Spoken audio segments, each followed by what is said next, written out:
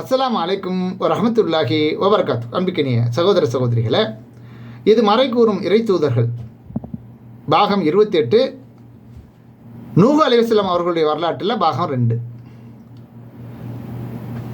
நூஹ் அலைஹிஸ்ஸலாம் அவர்களையும் அவர்களை நம்பிக்கை கொண்ட மக்களையும் கப்பலில் ஏற்றப்பட்டு காப்பாற்றப்பட்டார்கள். கப்பலில் ஏற மறுத்தவர்கள் அனைவரும் அழிந்து போனார்கள் என்ற விபரத்தை அல்லாஹ் ரப்பல் ஆலமீன் ஏராளமான வசனங்களில் சொல்லி காட்டுகிறான். அதனுடைய துவக்கத்தை பார்ப்போம். நூகை அவரது சமுதாயத்திலும் அனுப்பி வைத்தோம்.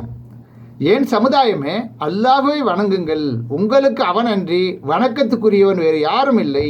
மகத்தான நாளின் வேதனை உங்கள் மீது நான் அஞ்சுகிறேன் என்று அவர் கூறினார். மக்களுக்கு கூறுகிறார்கள். அதற்கு அந்த மக்கள், நாங்கள் உம்மை பகிரங்கமான வழிகேட்டில் தான் காண்கிறோம் என்று அவரது சமுதாயத்தின் பிரமுகர்கள் கூறுகிறார்கள். எப்போவுமே பிரமுகர்கள் கொஞ்சம் கொழுப்பு ஜாஸ்தியாக இருக்கும் இல்லையா, இன்றைக்கு வரை. அதுக்கு அன்னைக்கும் அப்படித்தான். மேலும் என் சமுதாயமே, என்னிடம் எந்த வழிகேடும் இல்லை, மாறாக நான் அகிலத்தின் இறைவனுடைய தூதன் என்று அவர் கூறினார்.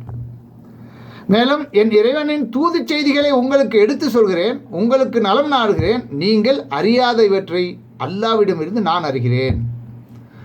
உங்களை எச்சரிப்பதற்காகவும் நீங்கள் இறைவனை அஞ்சுவதற்காகவும் உங்களுக்கு அருள் செய்யப்படவும் உங்களை சேர்ந்த மனிதருக்கு உங்கள் இறைவனிடமிருந்து அறிவுரை வருவதில் ஆச்சரியப்படுகிறீர்களா என்றும் கேட்கிறார்கள். மேலும் ஆயினும் அவரை பொய் என்று அவர்கள் கருதினார்கள். எனவே அவரையும் அவருடன் இருந்தவர்களையும், அதாவது கப்பலில் ஏற்றி காப்பாற்றினோம்.